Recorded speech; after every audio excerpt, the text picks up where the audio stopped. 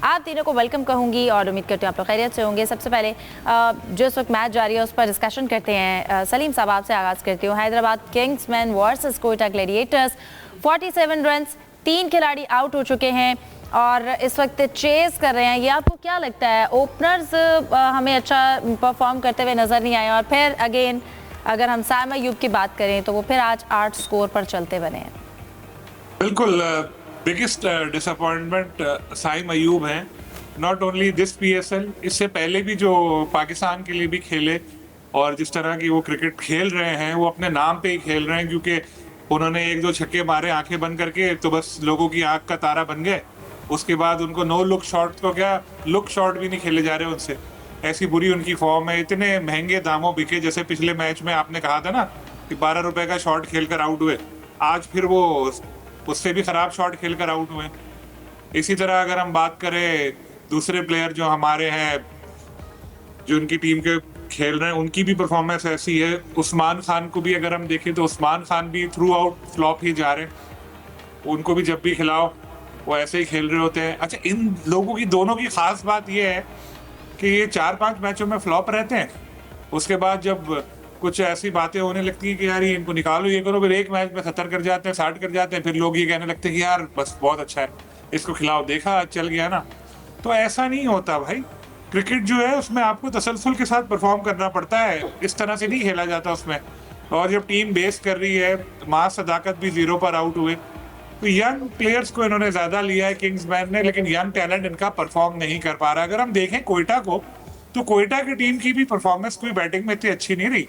3 players उनके double figure में गए और 8 प्लेयर्स उनके डबल फिगर में, जो बाकी जिनकी बैटिंग है वो तो गए नहीं डबल फिगर में। 3 प्लेयर्स की परफॉर्मेंस अच्छी रही। शामिल हुसैन ने मुसलसल दूसरी 50 बनाई है। तो ये परफॉर्मेंस उनकी भी इतनी खास थी नहीं, लेकिन बॉलिंग में वो लोग चीजें जो है वो कवर कर रहे हैं अब तक। सही। यूसुफ आपकी जानिब आना चाहती हूँ। जैसे कि हमने शामिल हुसैन की बात की है, उन्होंने अगेन दूसरी 50 जो है वो स्कोर की है। आप क्या कहेंगे अगर हम उनकी परफॉर्मेंस का जिक्र करें? उन्होंने शॉट सिलेक्शन उनकी कितनी अच्छी रही। अगर उनके फुटवर्क की बात करें, उन्होंने स्ट्राइक रोटेट भी की है। क्या कहेंगे शामिल हुसैन की परफॉर्मेंस पे? देखें, ये अच्छी बात है कि शामिल हुसैन ने ये लगातार दूसरी निसफ सेंचुरी की और पहले बैटर भी बन गए जिन्होंने पीएसएल में 2 सेंचुरियाँ लगातार बनाई हैं। यकीनी तौर पर एक नौजवान खिलाड़ी किस तरह परफॉर्म करता, क्योंकि इससे पहले आपको याद होगा जब उनको पाकिस्तान टीम की तरफ से मौका दिया गया तो उन पर खासी तनकीद हुई थी। वो इतने अच्छे कामयाब भी नहीं हुए तो अपना मैचेस में, जिसके बाद उन पर प्रेशर ज़्यादा था। और किसी भी यंगस्टर का इस प्रेशर में परफॉर्म करना मेरे ख्याल में पाकिस्तान क्रिकेट के लिए एक अच्छी बात है। उनके साथ साथ हसन नवाज ने 53 स्कोर आज की है। उनसे भी खासी उम्मीदें पाकिस्तान को हैं कि उन्होंने माजी में पाकिस्तान की नुमाइंदगी भी की। अब उनके पास अच्छा मौका है कि ये दोनों यंगस्टर अपने आप को अच्छे एक और आउट हो गया है इस वक्त। जी बिल्कुल, इसी तरह ये विकेट तो ज़ाहिर गिरती रहेंगी क्योंकि हैदराबाद की टीम इतनी ज़्यादा बैलेंस नज़र नहीं आ रही। कोयटा की टीम आज निस्बतन बेहतर उन्होंने प्लेइंग 11 का इंतखाब किया है। टॉम क्रो ने भी 31 रन बनाए। इसके अलावा जिनकी जो बाकी बल्लेबाज उनको थोड़ा अपनी परफॉर्मेंस में बेहतरी लाना होगा, ख़ास तौर पर सऊश की, जिनसे बतौर कप्तान बड़ी जिम्मेदारी होती है। बतौर कप्तान आप अच्छी इनिंग्स खेलें, वो इस मैच में भी ज़्यादा अच्छा रन नहीं कर पाए। बहुत सी उन्होंने यकीनी तौर पर गलतियां की होंगी जिनको बेहतर करने की ज़रूरत है। लेकिन अच्छी बात वही, जैसा कि आपने जिक्र किया, सलीम साहब ने भी कहा कि शामिल हुसैन और हसन नवाज का अच्छा परफॉर्म करना। और इसके साथ साथ मेरे ख्याल में अब क्योंकि साइम अयूब के हवाले से बातें भी हो रही हैं कि क्या उनको कब तक मौका देंगे।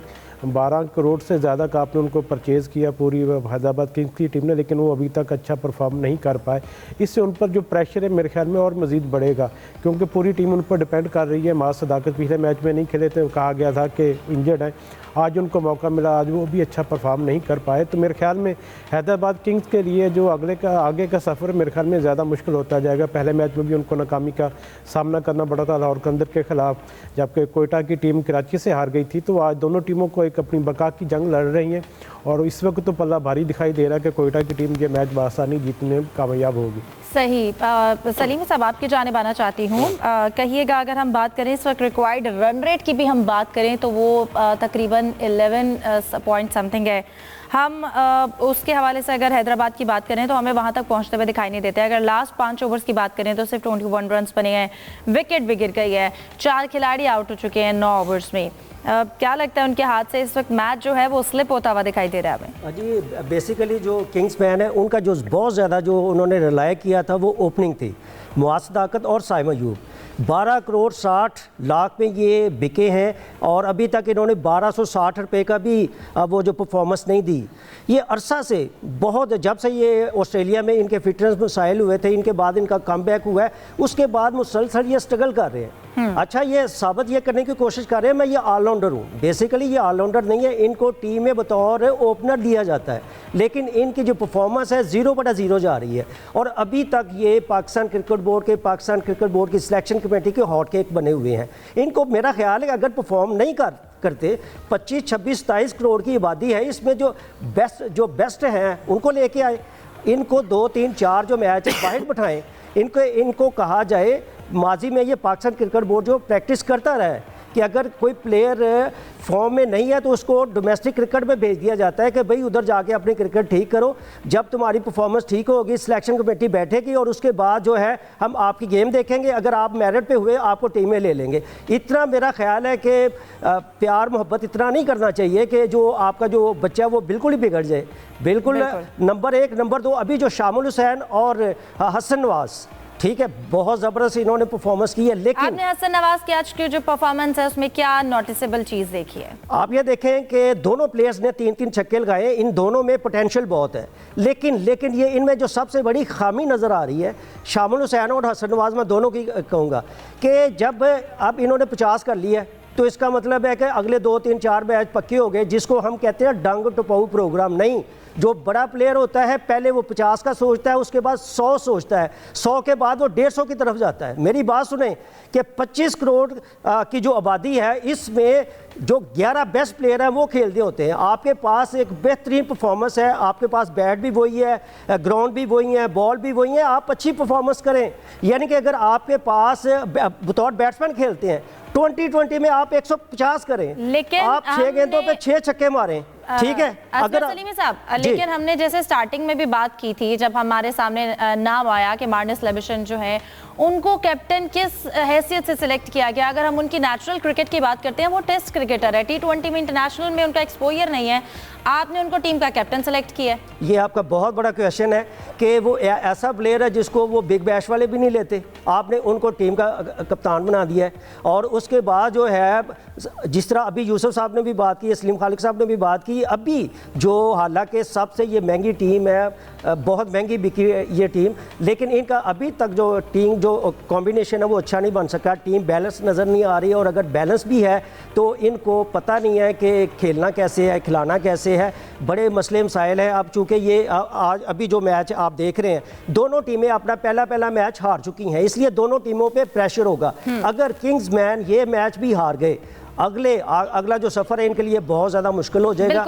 और मेरा ख्याल है जैसे कि हमने लास्ट टाइम बात की थी कि मार्नस लेविशन ने भी कहा कि कोई मसला नहीं है, अभी जो है वो आगाज़ हुआ है लीग का, आगे हमारे पास जो है वो बहुत से मौके हैं, लेकिन T20 में जो कैलकुलेशन होती है ना वो बहुत थोड़ी सी होती है, आप हर मैच में ऐसा चांस नहीं दे सकते हैं। बहरहाल इस वक्त ये मैच जारी है, 57 रन्स बनाए हैं हैदराबाद ने, 5 खिलाड़ी आउट हो चुके हैं और 10 ओवर्स जो हैं वो मुकम्मल हो चुके हैं।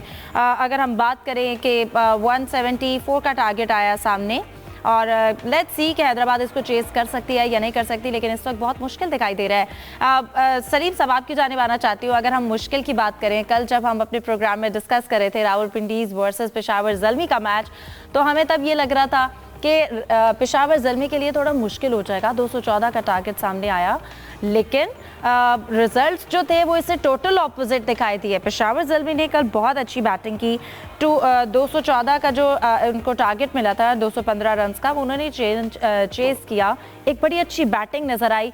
अर्ली विकेट्स गिरने के बावजूद भी, मतलब उतनी जल्दी विकेट्स नहीं गिरी, लेकिन मिडिल ऑर्डर कोलैप्स कर गया, बट फिर भी उन्होंने हिम्मत नहीं आ रही। बिल्कुल, ब्रेसवेल और अब्दुल समद बहुत अच्छा खेले थे और उन दोनों की इनिंग्स की वजह से इनको फतह मिली। और यही देखें, अच्छी टीम होती है जो आखिर तक जो प्लेयर हैं वो जिम्मेदारी लें और उस हिसाब से खेलें और अपनी टीम को फतह दिलाएं।